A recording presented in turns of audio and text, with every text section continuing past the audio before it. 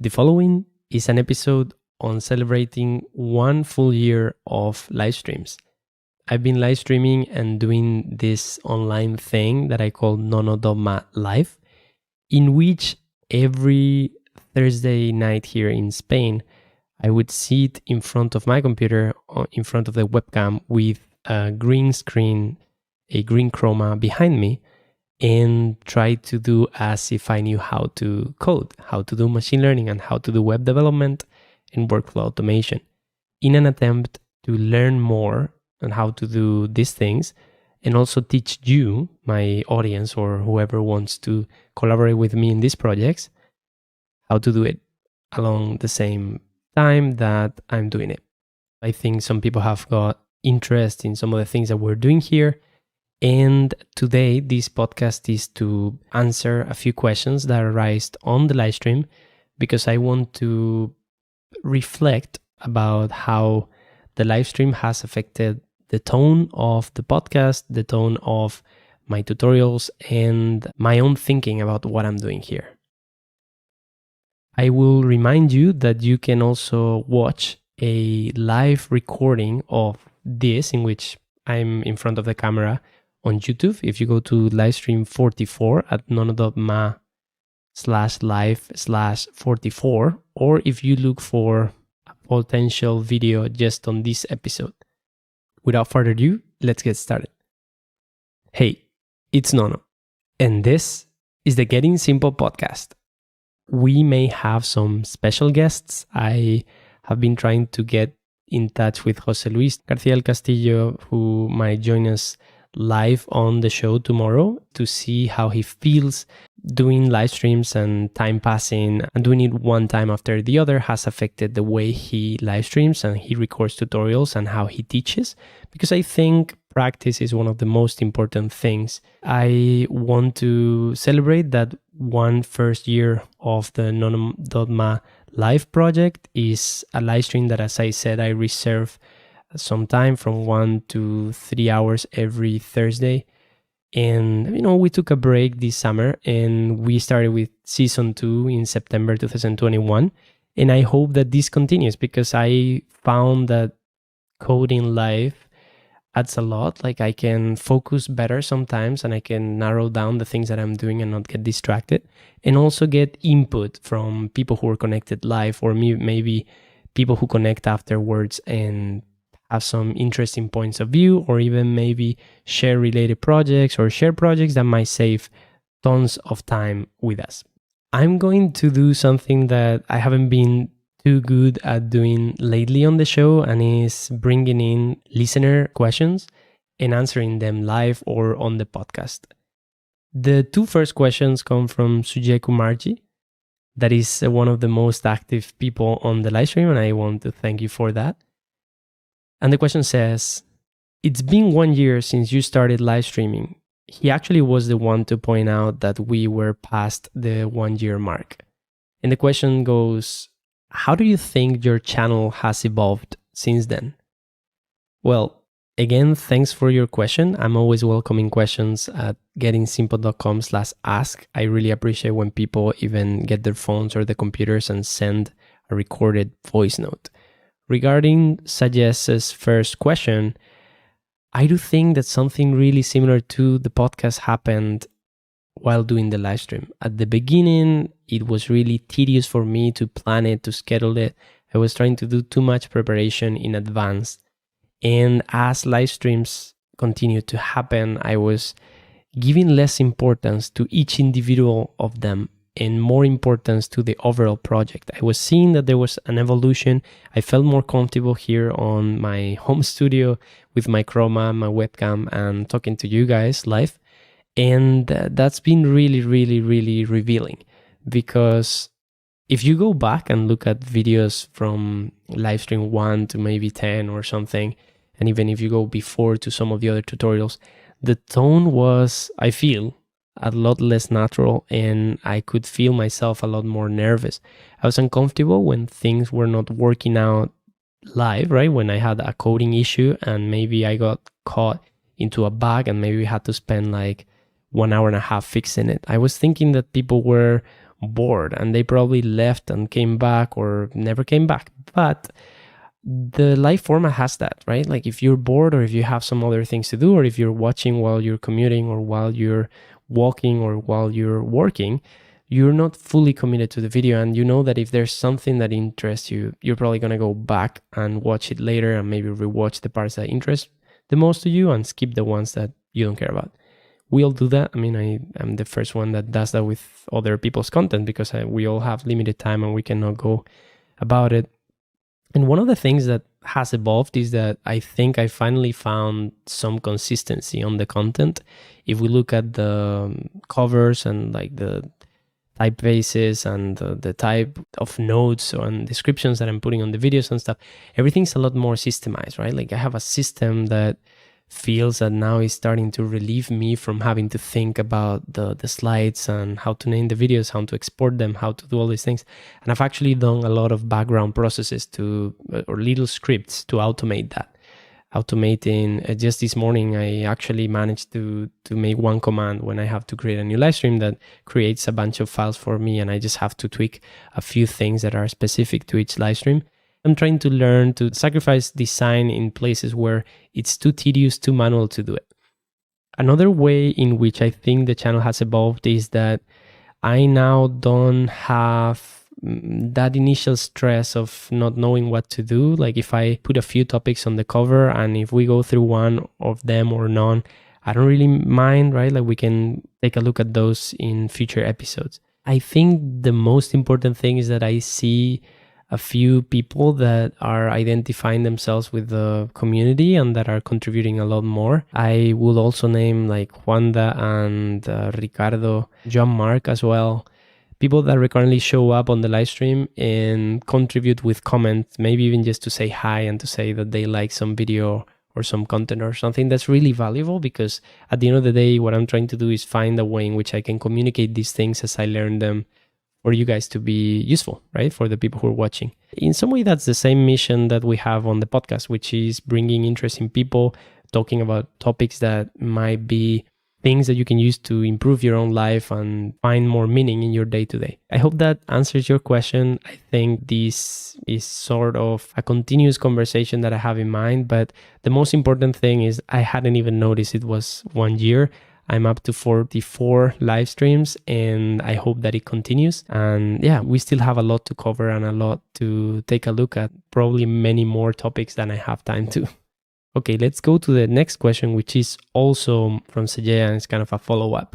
The projects you develop are not easy and climb in difficulty quickly. What are the challenges you faced coding live? Coding live, one of the things that happened to me is that the machine many times goes slower than you would like to because you're many times recording the video as you're live streaming, as you're trying to compile code or maybe install package dependencies for the programming that you're doing, right? So the machine slows down sometimes and you feel that you cannot do live some of the things as you do them when you're offline, right? You know, I've found workarounds for that. Like sometimes I've recorded the commands on the terminal and then played back things to explain them a bit more quickly, like with Docker instances resolving themselves or things that take a long time. But mainly coding live, the main challenges are that you have to throw yourself into the mud many times because I have to acknowledge that I know nothing about some of the things that you guys send me, right? Like you send me links of things that just showed up 3 days ago and I don't know anything about it. I know less or the same as you, and whoever takes a look and spends time studying them is going to know the most, right? So I'm an ignorant, if you can call me that, in many areas because I don't have the time or sometimes maybe the interest to look at. Acknowledging that, like, that I don't know a lot and that I have to learn in many areas and I'm not going to be able to learn in all of them has been revealing as well. And yeah, coding live, some of the challenges is that you get a really tiny bug and then you get caught for hours and then you maybe waste 1 or 2 hours of the live stream. And then after the fact, when you finish live streaming, you realize it was like a simple version number change and maybe in 5 minutes you solve it and you say like, I wasted 2 hours. I wasted the time of these people that were watching live and now I have to do that or solve that in the next video. Another thing that probably is related to the next question by Sodivius is that things like creative coding, machine learning, and workflow automation, especially machine learning, has a really steep entry curve, right? And explaining these things to architects and designers and people who don't know how to code really well is really challenging, because if I don't even understand some concepts many times, I wouldn't be able to do the full thing in an easy, understandable way, or at least I haven't found that. But I'm trying to create videos that go in depth in the really, really quote unquote basic things. And you can see that in some videos, like the videos that cover representations of TensorFlow tensors as images, right? How to visualize matrices and tensors with colors, or other videos that explain why we would use the flattened layer in a neural network. Those are videos that try to dissect content. I have to make an effort to understand it better myself, because many times these are new concepts for me as well. And then I have to make an in-depth walk over that concept live, or maybe offline, and then uploading a video. And that's a challenge, but it helps me learn. I definitely know a lot more after going through a concept on the live stream, trying to explain it to you, than if I just take a look at something and just get to read it. So yeah, I would say finding topics that are hard and trying to bring them down to earth in a language that anyone arguably could understand has been one of the biggest challenges. I'm going to play a question that was submitted to the show a while ago by Sodibius, a frequent listener of the podcast and the live stream. And we're going to comment on it a bit, because it has a lot to do with what we just talked about. Hello, Nono. My name is Sotivius and I'm connected from China. And first of all, I want to thank you for your work that you put on YouTube and your podcast. I found it's really interesting. I have two questions for you. The first question is, how many program language you are familiar with? And I watched your live on YouTube and I found you pretty much know a lot of things, and I'm just learning Python. And I want to follow your live stream, but I found quite hard, sometimes lost every time. And the second question is, would you like do something that's simple or easy beginner stuff that can let the beginner newbie following you? Thank you. Again, first of all, thanks, Sodivius, for sending this question. There are two questions, right? One about programming languages, and the second about entry-level tutorials and stuff that people can more easily learn as an introduction to these technologies. For programming languages, which is sort of unrelated to what we're talking about today, but just briefly, I have learned many different programming languages. I don't know all of them in depth, but I've definitely done an exhaustive testing of many of them. And now I can say that whenever you spend some time working on a given programming language, you're going to end up liking it a lot, probably. Many people just hate languages, but I think it's just like a joke. I think that any environment that you spend time working with, you're gonna end up liking some aspects of it. Otherwise, those wouldn't exist probably.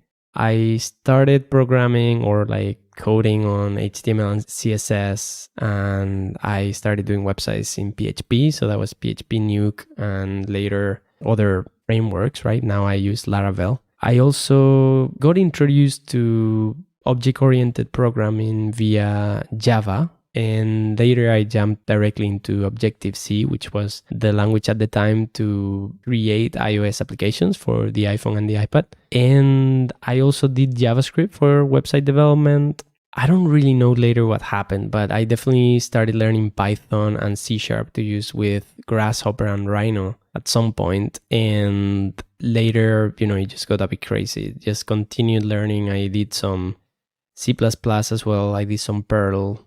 I've done a lot of Go for my master's thesis project, which is suggestive drawing. And Golang was really efficient for concurrent programming. And I've used many technologies like WebSockets, and I'm also doing a lot of TypeScript. I really like TypeScript instead of using JavaScript plainly. And I would say whatever language you start with, I would recommend people start with something that is typed, because learning about types and classes from the very beginning, that abstraction, I think it's necessary, even though it can add friction to people who are not sure that they want to get into it. That's why I guess people get started with Python and JavaScript. But I think getting to use types from early on is really important. And then answering the second question, yes, I am trying to do easier programming tutorials that have to do with creative coding, machine learning, and workflow automation and other lifestyle hacks. I've tested a few things, but it's really hard, right? Like it ramps up, as I said before, really quickly. And the idea is that we can create an intro to machine intelligence for designers course over the next season. And that ideally will give designers the power to get introduced to machine learning and get hands-on coding, doing some training and like even customizing neural networks and maybe sorting images by similarity, doing image classification, doing object detection and some generative adversarial network work. And that's also what I intend to do on the live stream over the next season, building this collaborative AI sketching app that we're creating. Thanks so much, Sodivius, for your questions. Okay, I see another question that just came live from Sodivius, and it says, learning these things takes time. Do you have any tips on time management?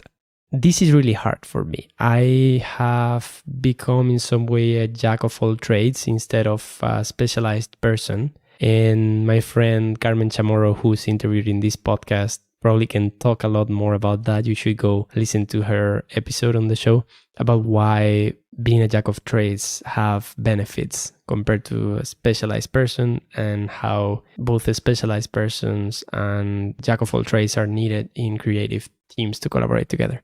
My personal tip is practice, is quantity over quality, and is atomic habits, is repetitive cycles of things that you do. This is why I do a live stream every week. This is why I sketch and write every day. This is why I write to publish something weekly. And this is why I might become a crazy person. But this is what keeps me sane. This is what keeps me happy, a part of spending time with family, friends, and loved ones. But this is key. Finding probably a project that you feel committed to, that you tell yourself that every day you're going to spend some time doing machine learning, you're going to spend time doing coding. Maybe it's Python, what you want to learn, maybe it's C#, maybe it's some other thing. Having something that lets you continue with that is super important. And this is the sole purpose of the live stream, is for me to find some time every week to code and play with machine learning things and get up to date with web technologies that are showing up. I didn't know anything about ESBuild 2 weeks ago, and now I feel that I could use it because we've seen it on the live stream. I didn't know anything about Create Serve, about Perfect Freehand, and about many, many other things, even React hooks. So having a practice in which you can feel that you're progressing because you have a constant habit to do this thing, I think that's super important. And of course, finding a lifestyle that accommodates for those types of habits in which you can actually have some flexibility and there's no architectural design job that is sucking up from 8 a.m. till 10 p.m. every single day, because you probably cannot think creatively if all you're doing is, I don't know, the cat monkey job. But this is a really reductionist view, and I don't think that applies to everyone. Another question on the live stream from Peter Arrilaga, and I hope I'm pronouncing your name right.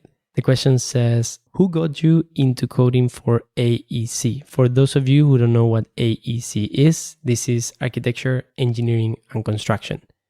I don't exactly remember, but I can tell you a few things that happened in my life, right? When I was 14 years old, I started coding websites.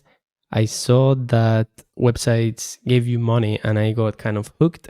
I made some money with websites, but completely stopped doing that at age 17 or 18, and I started studying architecture. I got really hooked by programming and somehow started learning processing and parametric modeling through a workshop that was given by some local group here in Malaga. And they showed me that the things that I have been learning in Java and iOS programming and things like this could be applied to the discipline that I was working on, right? Architecture at the moment. And I could have an advantage by building with code components that were a bit more complex of what people could do in the same software without coding. That was kind of an eye-opening experience because I think this was generative components, so GC, and this was probably 2010. Later, actually, I tried to use processing in some experimental projects on my own in some classes, but it was weird because nobody was doing that and there was no understanding why would that be needed. And then when I went to do an exchange here in Australia, I actually found people. This is a studio called ARMA, ARMA. You can go to ar-ma.net to see their work. And I worked with them for a brief period of time, and they actually showed me how to apply code inside of Grasshopper, which I was using, but without all of this programming in Python and C#. And we also used the Getty Technologies version of CATIA, right? Which I think it was called Digital Project. And we also did some coding there, but it was super hard. So, I started doing that, and then I realized that my path was to actually apply code in producing designs, right? And I actually went to Foster & Partners for a bit. I did a bit of Grasshopper and coding there, but then I went to the Harvard GSD in Boston and actually specialized in this. So from Panagiotis Michalatos, mainly I learned a bunch of coding in Grasshopper, basically to create your own methods to convert matrices and use matrices to rotate things and to change points of view and things like this. And a lot of other stuff, like how to use OpenGL and many things that I probably have forgotten that I learned there. I don't know exactly who got me into the AC world, but I'm happy that I did. And I'm happy that I started coding early because it turns out that it's super useful for any discipline, and we should all probably learn a bit of it. Not everyone needs to learn how to code, but I think we can all understand that. And what I see on the live stream is that Sodivius and Sergey are commenting that coding for architecture, engineering, and construction is not that mainstream in China. And Sergey says that it's the same in India. So that means that they do have an advantage because not everyone is doing, so they can differentiate themselves. It seems it's a bit more trendy now in the US and Europe and other places. And that they appreciate that there is a community that otherwise is really hard to keep going with this, because if you cannot attend to classes, it's super hard to do. Let's move to the next question. Sajay asks, talking about Discord and YouTube, are community-based learning and tutorials the future of learning? I think they are part of the present. I don't think they're even the future. I do think, and I've experienced on my own, that presential learning, when you actually engage on the class of a teacher that has a lot to offer you and to help you, it's invaluable. Like if you can have a one-on-one relationship with a person that is a mentee more than a teacher, and they can guide you through the way of thinking, not just the technical aspects of coding. You don't really want a person who's teaching you how to code, because you can learn that on your own. There are many tutorials and videos, as you're saying, but having a mentee, somebody who has a way of thinking that maybe adds to yours, or maybe a different point of view, or help you understand how you should conceptualize your projects, that's invaluable. And that, I think, I want to thank Panagiotis Michalatos, who is also on this podcast, so you can hear an entire conversation if you go to gettingsimple.com/pan. We recorded in Cambridge back in 2018 before I left. And, he has a really idiosyncratic view of the world. And he definitely was a determining factor on the outcomes that I got with the suggestive drawing project, which you can see at nono.mas/AI if you haven't seen it. I do think that community-based learning and tutorials are the future of learning, but I think there's also going to be like close one-on-one relationships, might be live streams or like groups of people working together or other collaborative environments. For learning, we can definitely teach ourselves by watching and doing. Thanks for the question, Sajay. A follow-up question from Sodivius on the chat is whether a master's degree is a better choice to learn about machine learning. When I was in Cambridge studying, I was able to take a few classes on artificial intelligence. At the time, I didn't think of taking machine learning, and I should have probably. And I do think you need to take classes, maybe just following a course online or going presentially. I don't know if you need to do an entire master's degree in machine learning, but you'll probably benefit a lot to understand the underlying concepts. It's definitely going to be faster because you're going to be deeply focused on that. But other methods of learning might spread it out, right, across months or years. as is happening in some way to me, because I cannot cover things on my own as fast as I would if I was going to a class and doing assignments and having exams and things like this. A question that recurrently appears when people see some of the work that we do here online is something that Sotirios is asking. He says that obviously there's no such a thing as work-life balance, but what's my take on work-life balance? It's really hard. If you are single, or if you're away from your family, or if you don't have a lot of social plans to do around you, you might get caught into spending too much time with the computer, with your projects, and with things that you want to do.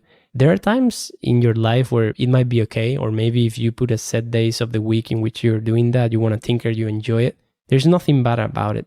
But another thing is that you value a lot things like social life and going out and things like this, and you leave them aside in a way that it endangers them. And you got to be aware of that, right? Of course, I've been like progressing slower than I would have if I hadn't come back to Spain, for instance, because my family is closer, my partner and my friends, right? But having that social time to disconnect from technology is super crucial for your sanity long term, right? So I think we need to work in deep work blocks, right? Day to day, but also making a point to have free time and socialization time, play board games, right? Leave your phone or like read on Kindle or in a book. And I do strive for work-life balance. My main goal of 2021, among others, has been to find people to collaborate with and to delegate tasks so they can help me with creative work, as maybe editing a podcast audio, fixing transcriptions, fixing video tutorials, and help me with these things, or even maybe edit sketches. And I think at some point the money is time, right? That's a kind of a cliche thing. And I'm learning that I have to spend more of my money to buy me time, not from silly things, but from the things that I care about. So I'm trying to find work-life balance by spending many hours defining my processes and then training other people to do them for me in a way that it makes sense for them and it makes sense for me. And that isn't always easy, because it's, you have to train other people and you have to spend time. Many times it doesn't work and you've sort of like wasted time with them. But I'm trying to build guides and tutorials on how people can help me edit content and do these things. And I believe that will allow me to have more work-life balance. Still, I've personally taken a full month off the computer and work this year. And I have an episode on mini retirements on the podcast, right? You can hear it. And I think it's super important that we find free time. And, a good book about that is Digital Minimalism by Cal Newport and Deep Work from Cal Newport as well. These projects can become, as you're saying on the chat, an obsession or an addiction if you don't take care of them properly. That's what I'm trying to do with these things, is like to have a regular cadence of publication and see how it goes long term, and mainly to help you guys think in different ways and learn myself and learn from others as well. So a question from Terence O, that this is a bit hard for me, right? On the live stream, we've been covering machine learning and things that have to do with creative coding and web development. Terence is asking about getting solid math knowledge. And for me, I'm also lacking some of that. That's why I said before, I regret not taking more machine learning courses. And sometimes even I struggle understanding expressions that are math expressions that have to do with learning rates and how the function updates and reinforcement learning policies and things like this, because those are more natural for people who studied computer science. But as people who come from a computational design background, from architecture, from design, we have a different perspective on how all of these things can mesh together and can be presented to users, right? I don't have any recommendations there, Terence, I'm sorry, but hopefully somebody can give you some hints. Thanks a lot for your question. So for those of you who are listening to the audio-only version of the podcast and not watching the video on YouTube, now I'm just quickly going to go through the YouTube channel and try to see some highlights of what we've covered over the past year, to give you an idea of the topics that we've covered on the live stream and some of the tutorials that we have uploaded to the YouTube channel. As I mentioned before, we have 44 live streams. There is a playlist that is called None of the Math Live, which you can access at noneofthemath/playlist/live, or just go look for it on the YouTube channel. And what I can see here, so we have live number 1, which was an intro to the series, Descript podcast editing, YouTube chapters, and automating local backups. And then we have, I kind of started the suggestive drawing overview in live 3. We started in live 2 with machine learning and Jupyter Notebooks and Google Colab and ML frameworks. We've tried to train classifiers with Lobe and TF-Lite and Runway ML and Pix2Pix and Electron in many different places. There are like 3 big dedicated Runway ML tutorials where you can see how to use models and train them on Colab and put them inside of Runway. We've trained Fashion MNIST, right? This is like for image classification. We've also seen SageMaker training, how to train your models in SageMaker, how to train a sketch classifier, how to use Electron, React, and TypeScript. I think we've done that extensively. We've also done some things with TensorFlow.js. We've used ResNet 50 and TensorFlow Hub. We've taken an intro look at the Laravel web framework. We've also seen how to hallucinate sketches and portraits with StyleGAN and how to add your StyleGAN checkpoints to Runway ML. We have Live 19, which is an in-depth live stream on DigitalOcean, the basics, how to create your droplets, install dependencies, and many other things. And then we have many other live streams without a specific topic here. We have also stacked autoencoders, RSS feed parsing, downloading files with TypeScript, more Laravel tutorials, flex grids and sortable dynamic view components, Tisney to do dimensionality reduction with scikit-learn and sort your images by similarity, AI sketch vectorization, and anatomy with the React application. And over the past weeks, we've been going through the collaborative AI sketch project. We also have a Getting Simple podcast dedicated playlist, a playlist for Python videos, for machine intelligence videos, another one for web components, and we'll have more in the coming year. Hopefully one for the Intro to Machine Intelligence for Designers course. I really hope that you enjoyed this live Q&A podcast celebrating 1 year of the None of the Math Live project. As a reminder, this is a project that I do to find the time to do machine intelligence and creative coding weekly. And I would invite you to find some weekly project or daily project that you can do to enhance some of your personal skills. Remember that you can send your questions to gettingsimple.com/ask, and you can find detailed episode notes at gettingsimple.com for this and any previous episodes. Thanks so much for listening. We'll see you next time.